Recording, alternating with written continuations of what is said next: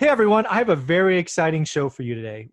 I have a lot of young followers and some of them are barely 21, almost 22, and they're reaching out to how can you help me? How can we get started? So I have found a brave soul willing to lead an interview here, and she's going to ask me a bunch of questions that hopefully help you. So let's welcome Kaylee Stauble to the show. How you doing today? Hi, Michael. Thank you so much. I'm doing well. How about you? I'm doing very well.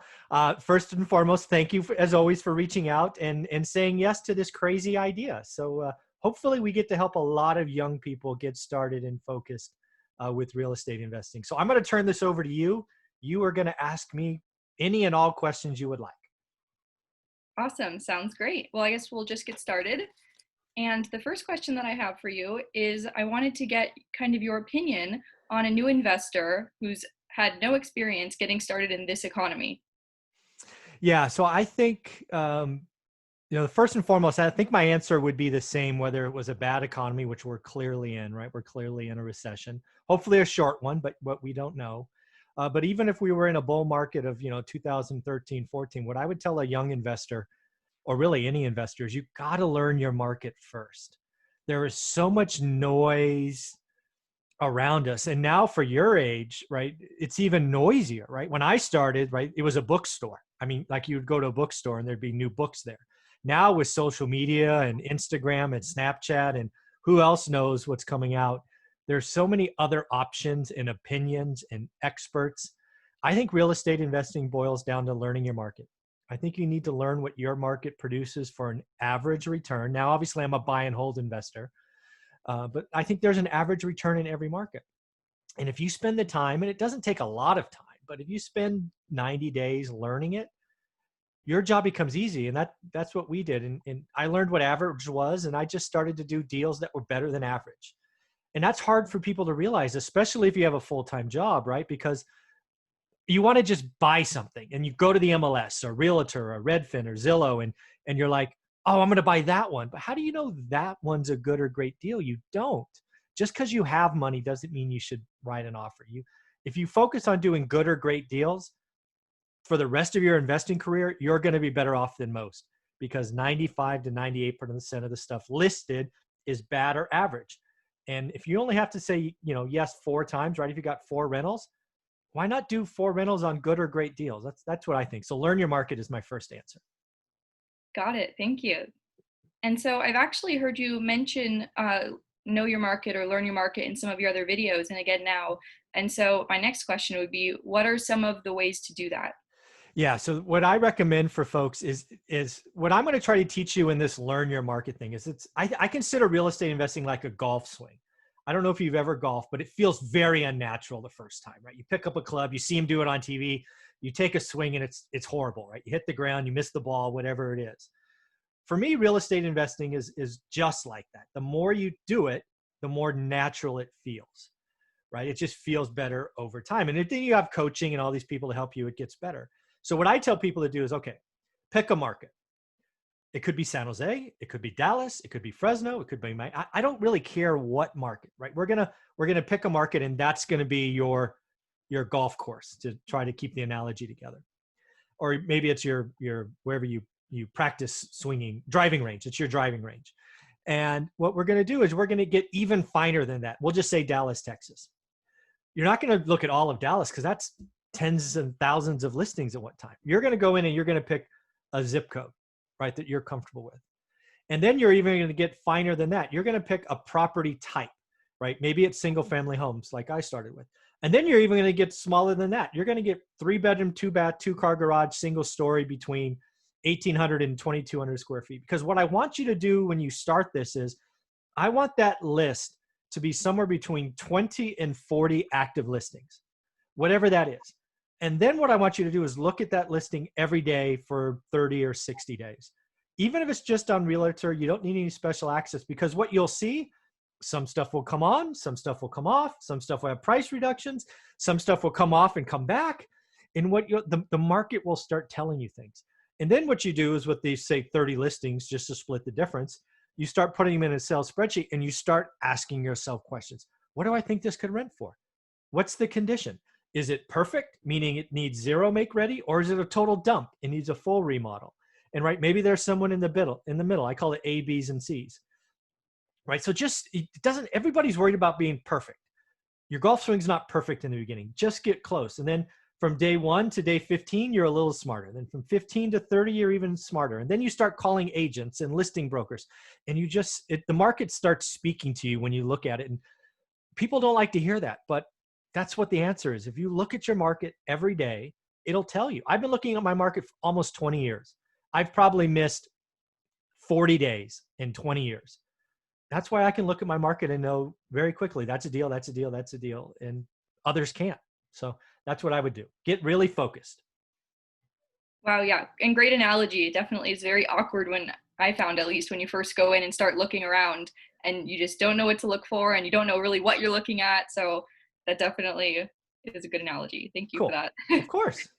And so my next question, actually, you brought up a little bit. It doesn't matter where you invest as long as you get to know your market. Mm-hmm. So my next question is, what would your advice be to someone looking for where to invest, particularly for someone who might live in a place like California, where a lot of places nearby are very expensive, Yeah. and they might be looking to a farther away place? When I know you mentioned in your book, nearby is always better, so you can visit that place. Yep. So what do you say to that? Well, there's a couple of things. There's a lot of layers to that because I take a lot of heat from out-of-state investors, right? A lot of people live in the Bay Area, Silicon Valley, where we both are, and they're like, "Hey, man, it doesn't make sense here," or New York or LA. So let's answer that question. I believe you live where you want, but you invest where the numbers make sense, right? So that is first and foremost. As you mentioned in my book, we had to make a call way back in 2002. Do we want to go out of state or not? Before we invested a single dollar.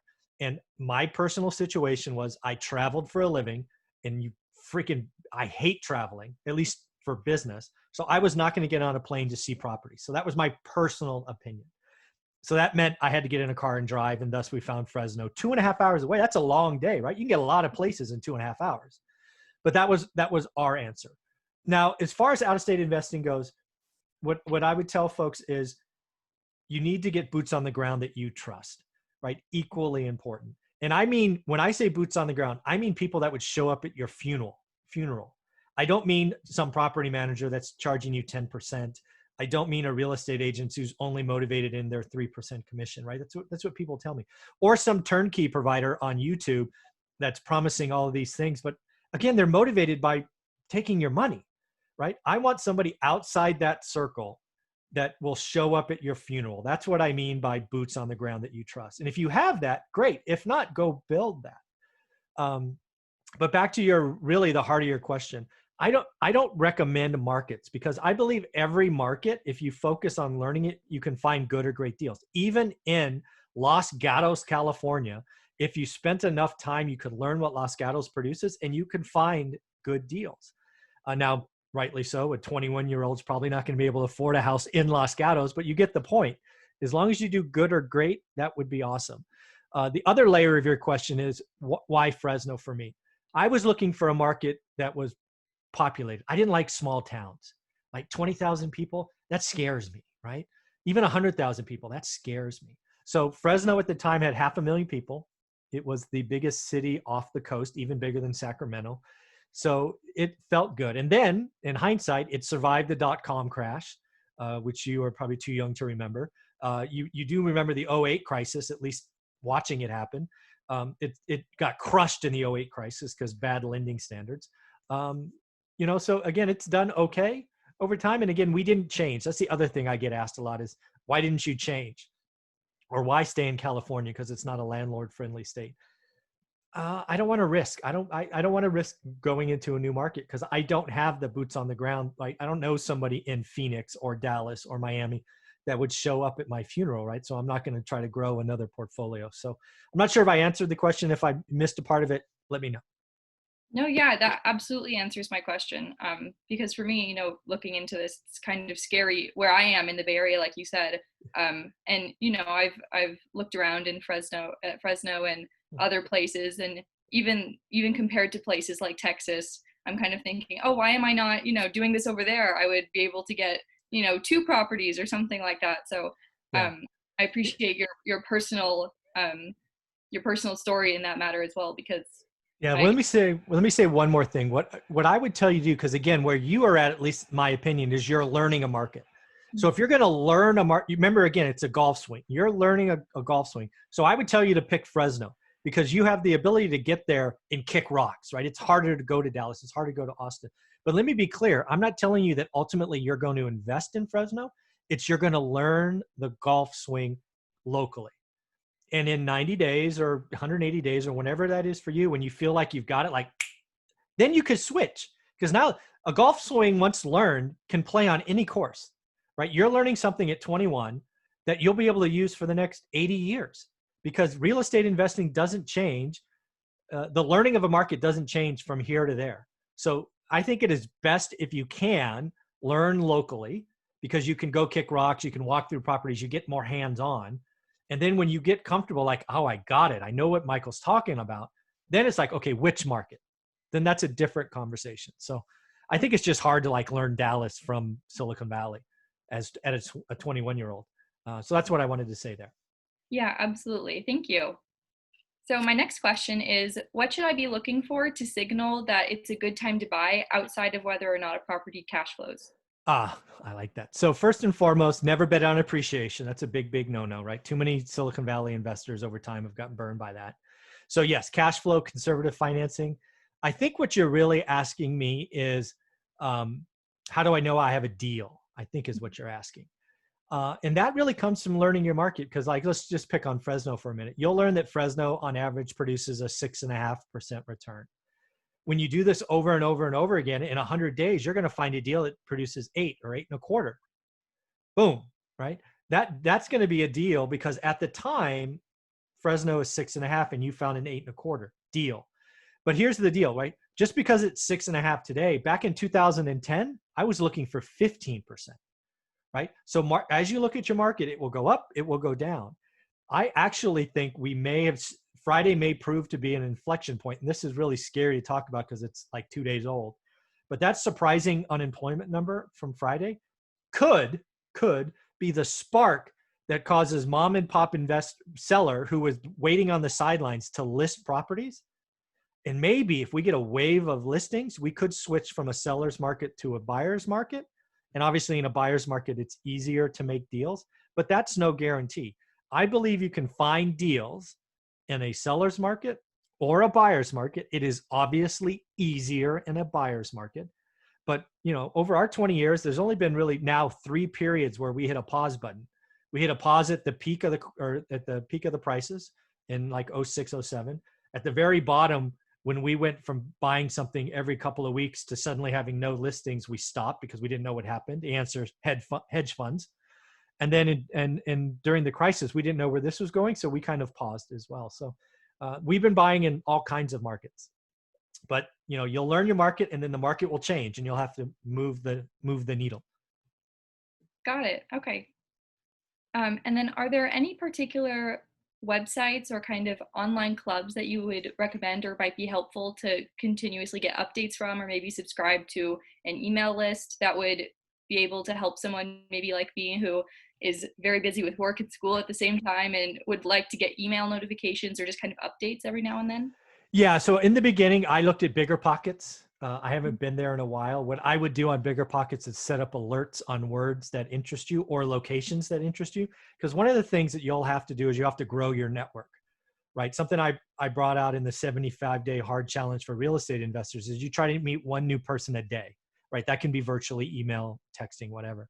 But the whole idea is not only how many people you know, but how many people know you. That becomes magical as you go from 21 to 31 to 41. You'll see your deal flow increase the more people that know you, and that takes a while. It takes years, but you will see that transpire going forward. So I think Bigger Pockets with specific alerts, but Bigger Pockets is a little noisy. It's a little much these days, right? It's not what it was when Josh Dorkin, who's the founder, was doing it by himself. When I was a blogger on that site, a weekly blogger. It's now a lot of people selling stuff and mentoring and all of that nonsense, which I think is not what it was in the beginning. Lots of people are selling books on there, but I would still, in the beginning, I would go to it and set up keywords.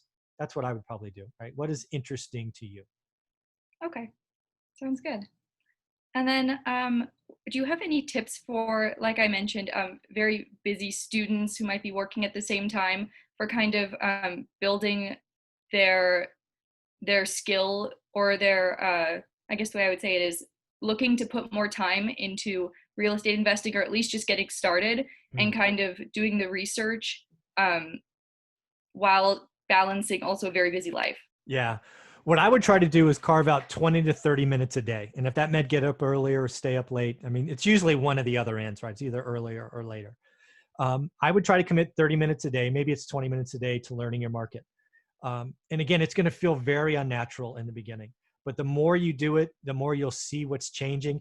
And again, I don't prescribe. I have a course that sort of outlines it and gives you my spreadsheets. But even without that, just it's a, here's the address, 3-bedroom, 2-bath, square footage, asking price, the date you found it. Always put the date you found it, because that's going to tell you as the market evolves. You could also, again, learning, you should probably look at your market. What was it doing in 2000? What did it do in 2009? What did it do in 2015? And what's it doing today? Because again, real estate is very cyclical, right? There are some markets like California that are very cyclical, and then there are some like Texas, which are boring. But you need to, you just need to commit. It doesn't have to be hours. It's 20 or 30 minutes a day, 7 days a week, to just getting a little bit better. It's about being 1% better every day. And again, remember, I chose in the book, right? We chose Fresno. We'd never been there. I still have never spent the night there, right? I just started looking, and everything I'm sharing with you is what I did. I just wasn't 21. I was 30. And for me, it meant early, right? I'm a morning person. So I would get up and I would look every day, and I didn't know what I was looking for in the beginning. But the more I looked at it, the more I saw it change, the more I saw what, like the stuff that comes on and is pending the same day. It's like, oh, that's interesting. Let's note that. Why did that happen? And oh, that went pending, but it came back. Oh, that's interesting. Why'd that happen? And then because it's close, you can drive there like once a month. All right, I want to look at this property and this property and this property, just to get a feel. Because the other thing you have to do is figure out conditions. But yeah, I think if you look, even if it's just 20 minutes a day, every day, you will get 1% better, and it will feel unnatural for months. But I promise you, in 3 months, you'll be able to have a conversation with anybody on that market much better than you are today. Wow, that's awesome. And then my last question is, do you have any kind of last tips for students or young people who are excited to get started now? Yeah. Well, first and foremost, what my big job is, whether it's somebody who's 21, 31, or 41, is I need to try to convert that excitement, because I meet people all the time. I call it shaking with excitement. I can almost see people vibrating when they come up and talk to me. It's like, oh, I gotta go. But that scares me, right? I've seen enough people waste money, burn out, so when I see that, I like, whoa, slow down. So what I would tell people to do is frankly, I would tell people to take my 75-day hard challenge, which is 100% free. There are 8 things to do. Let's see if I can do this from memory. Oh, actually, I have a picture. I just got a picture of my 8 things. So one sec. I should have had this ready, but I don't. See, this is what happens. So number 1, you need to look at your market twice a day, right? Earlier, just a minute ago, I said once a day is enough. But if you're going to take this challenge and learn your market, look twice a day. 15 minutes is plenty. Number 2 is you need to document all of your expenses. One of the things that was important in the book was we went from spending all our income to spending 50% of it over the course of several years. It's amazing. It's not how much you make, it's how much you keep. So document your expenses. Number 3 is you need to grow your network. You need to reach out to one new person a day in your market. It can be via email. It could be via Bigger Pockets, whatever it is. Real estate agents, contractors, other investors, bankers, inspectors. Again, it's not only who you know, but who knows you. 4, you need to read 30 minutes a day about your chosen market. So find the local paper, go to the county website, just try to learn the market like you were trying to learn chemistry or whatever. My phone went or screensaver killed me. I got 4 more. Number 5 is you need to be able to get comfortable with the math. I call it yield, right? Or cash on cash. If I'm going to make this investment and I know the rent and total expenses, what's my return? What you'll find is a lot of properties listed are negative cash flow, which if you remember the book are alligators, right? No alligators. You need to attend 1 real estate meetup a week. This can be virtual again, and it could be on any topic, right? If you want to be a buy and hold investor, Go to apartments, go to mobile homes, just feel the vocabulary and the energy that's going on in real estate. Then number 7 is once a week, Saturday or Sunday, document what you did the last week. What properties you look at, what'd you spend, who'd you meet, all of those things. And then number 8, most importantly, if you miss a day or a task, start over. I think if you do all of those, again, all 8 are free, it will help you get focused. And at the end of 75 days, think about it. You will have looked at your market 150 times. You will have met 75 people. You would understand need versus want with your expenses. You would have read nearly 40 hours of material about your market. So you'll just be a much better investor, and all of that is free. So when I see people vibrating, I'm going to push them towards this challenge because I'm going to find out if they're really committed. Some people will do it and be excited. Other people will get to day 10 and go, I don't know what the freaking heck he's talking about. He's stupid. Well, good. I just saved you 20 grand, right? Go do something else. So that's why I created that challenge, because I'm trying to see who's real, because it scares me so much when especially young people, they're vibrating, because I can almost see the dollar signs in their eyes. It's like, oh, okay, well, let's protect you. Let's make sure you're a little smarter. Try this. It's free. You don't got to pay anybody 10 grand. You only have to pay $1,000. Just go do this, and see what happens. Sounds great. I had no idea that you offered that. I think I know what I'm doing for the next 75 days. Yay! Yeah. And that's actually all the questions I have for you today. Well, that's very good. Thank you again for doing this. I'm always here for you. We know each other. So if you have more questions, you just reach out, okay? Thank you so much, Michael. I really appreciate that. You got it.